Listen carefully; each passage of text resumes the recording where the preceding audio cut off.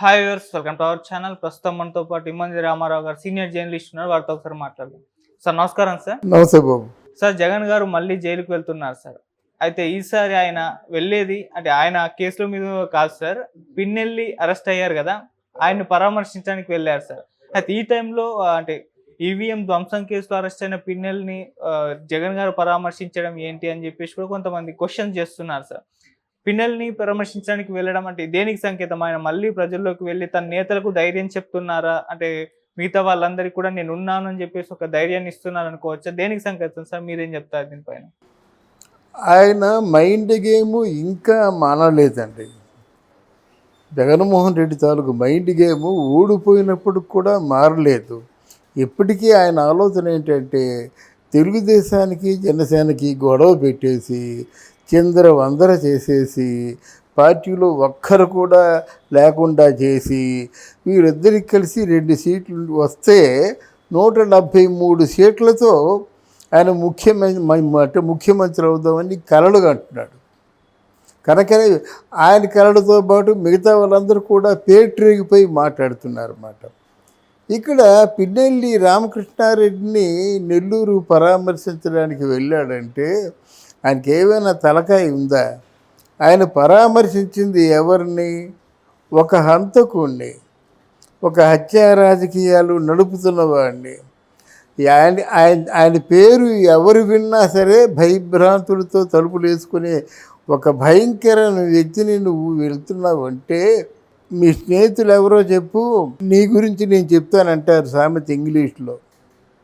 అలాగా ఈయన స్నేహితుడు పిన్నెల్లి రామకృష్ణారెడ్డి అంటే ఆయన ఒక హంతకుడైతే మీరు హంతకుడయ్యే మనస్తత్వం గలవాళ్ళు. ఆయన ఒక దోపిడీదారుడు, కబ్జాదారుడు అయితే మీరు అంతకంటే పెద్ద కబ్జాదారుడు అని అనుకోవాలి. అసలు మీకు సానుభూతి ఎలా పుట్టింది ఆయన మీద?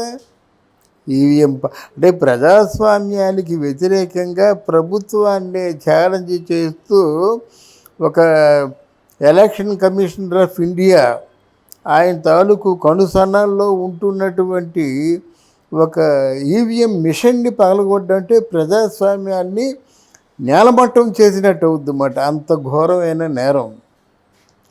అసలు ఏమిటి ఈ చరిత్ర అని చేయగలిగితే డొంకంతా కదిలింది. హంతకుడు, కబ్జాదారుడు, భూదందాలు కానీ మిగతా సెటిల్మెంట్లు కానీ అక్కడ చూసినట్టయితే ఆయనకు ఉన్నటువంటి అవలక్షణాలు ప్రపంచంలో ఎవరికి ఉండవు. ఎప్పుడో ఆయనకి జైలు వెళ్ళిపోవలసింది. ఇప్పుడు ఆయనకి శిక్ష వేసినప్పటికి కూడా చాలా సివియర్ శిక్ష, పెద్ద శిక్ష వేస్తాడు.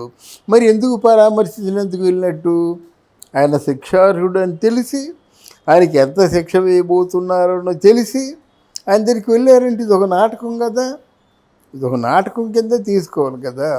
మరి అటువంటి సమయంలో అంటే మిగతా వాళ్ళందరూ కూడా ఎవరైతే వైఎస్ఆర్సీపీలో ఉన్నవాళ్ళు బాధలతో ఉన్నారో వాళ్ళని ఓదార్చడానికి వెళ్ళడం ఆయన సంకల్పించుకున్నాడు కదా.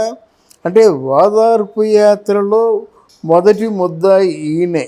ఎందుకంటే ముద్దాయిల్నే ఓదార్చాలి, హంతకుల్నే ఓదార్చాలి, దుర్మార్గుల్నే ఓదార్చాలి.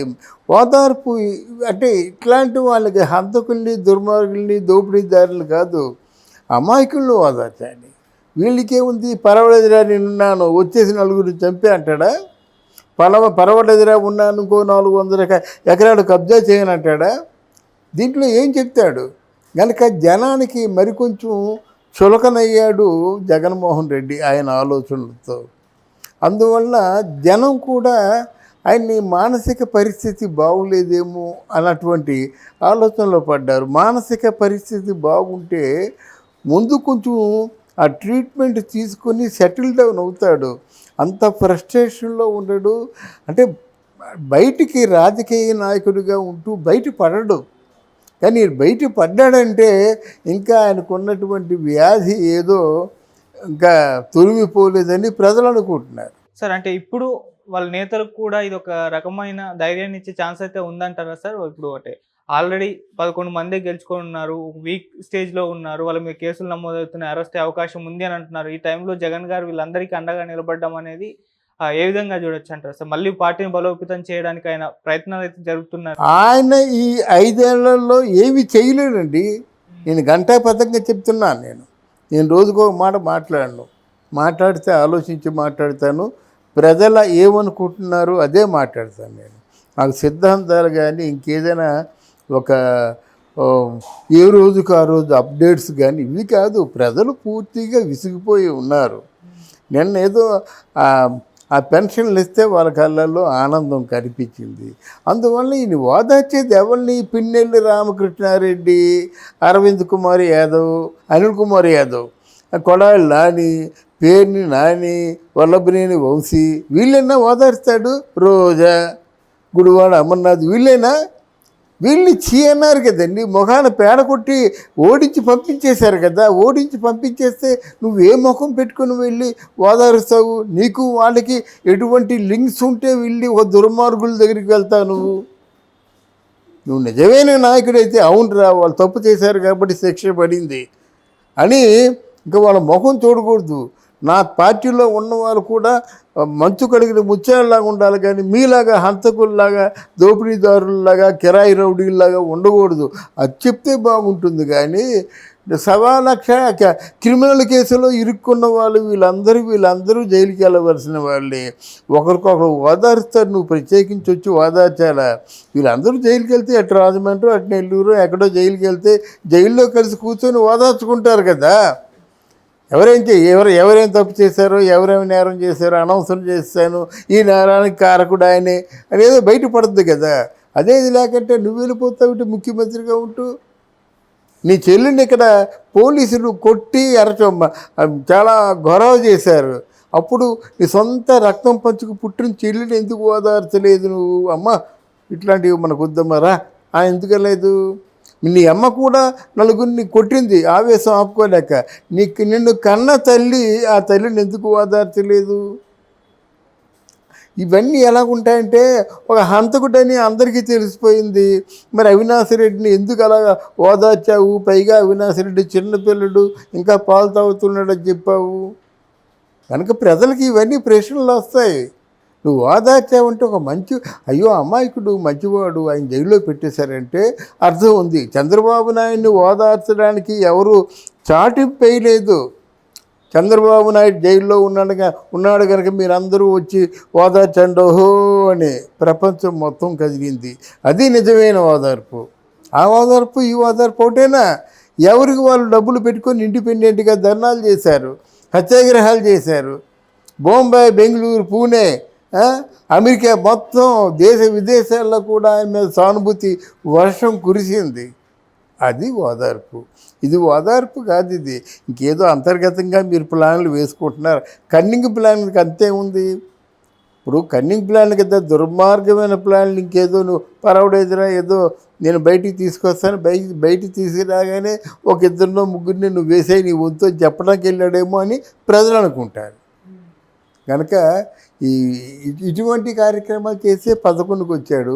ఆ తర్వాత ఎంతకు వస్తాడో మరి ఆయనకే తెలీదు, మనకు అంతకంటే తెలీదు. అంటే సార్ ఆయన బయటకు రావడానికి ఒక సందర్భం కోసం చూస్తున్నారు సార్. ఇప్పటి వరకు జనాల్లోకి ఎలా వెళ్ళాలి, అందుకే ఓదార్పు యాత్ర ఒకటి పెట్టుకున్నాడు. అంటే నేతలపైన అటాక్స్ జరిగినాయి కదా, వాళ్ళని ఓదార్చడానికి. అందులో భాగంగానే ఇప్పుడు పిన్నెల్లి అని చెప్పుకోండి. అంటే ఈ విధంగా బయటకు వచ్చి ఒక ఓదార్పు యాత్ర మొదలు పెడితే ప్రజల్లోకి వెళ్ళడానికి ఒక సందర్భం అయితే దొరికింది. లేదండి, అక్కడ కూడా తప్పు చేశారు కదా. బయటకు వచ్చి ఇలాంటి రౌడీలు ఓదార్చడం ఏంటండి? కొంతమంది 11 మందిలో 10 మంది గెలిచారు కదా. వాళ్ళు పూర్తిగా ఈ పిన్నెళ్ళే ఉంది ఎలా తెగించిన వాడికి తెడ్డేలింగం అని వీడికి ఏమి లేదు. ఆ 10 మంది ఇంత డబ్బు ఖర్చు పెట్టుకొని ఈ పార్టీలో గెలిచాం, ఏం చేస్తాం మేము? అప్పుడు వాళ్ళు ఓదార్చాలి.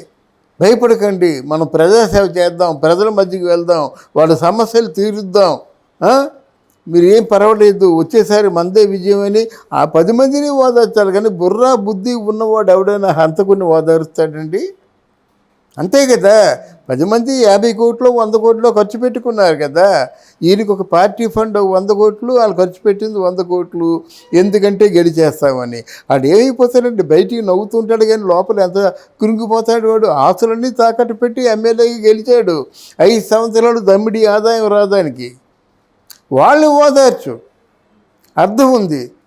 మీరు కష్టపడి గెలిచారు, మిమ్మల్ని మన కార్యకర్తలు గెలిపించారు కనుక మనం ప్రజల మధ్య తిరుగుదాం, ప్రజల సమస్యలు తెలుసుకుందాం, ప్రజలకి పరిష్కారం చేద్దాం, మన సేవాభావాన్ని ప్రజలు గుర్తించాలి.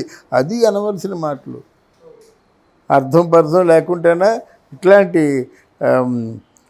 అంటే కన్నింగ్ అండి, కన్నింగ్ క్రిమినల్ బ్రెయిన్ అండి. ఎన్నిసార్లు ఆలోచించినా సరే ఒక కొలికి రాలేకపోతున్నాం. ఆయన కానీ ఆయన దగ్గర కొంతమంది ఉన్నారు దుష్టులు, పేటీఎం బ్యాచ్, వాళ్ళు ఇదే మాట్లాడతారు, అంతే ఇదే మాట్లాడతారు. అంటే ఇవేవి వర్కౌట్ అవ్వమంటారా సార్? వర్కౌట్ అవ్వకపోగా నెగిటివ్గా, మీరు మంచి పిల్లడండి, మంచి అబ్బాయి అండి, మీ మీద ప్రతిసారి ఒకసారి తిట్టానంటే ఏదో అంతర్గతంగా ఉందనుకుంటాం. మొత్తం ప్రతిరోజు రాగానే తిట్టడం, వెళ్ళిపోతున్న తిట్టడం అంటే మీరు ఎదిగిపోతారు కదా.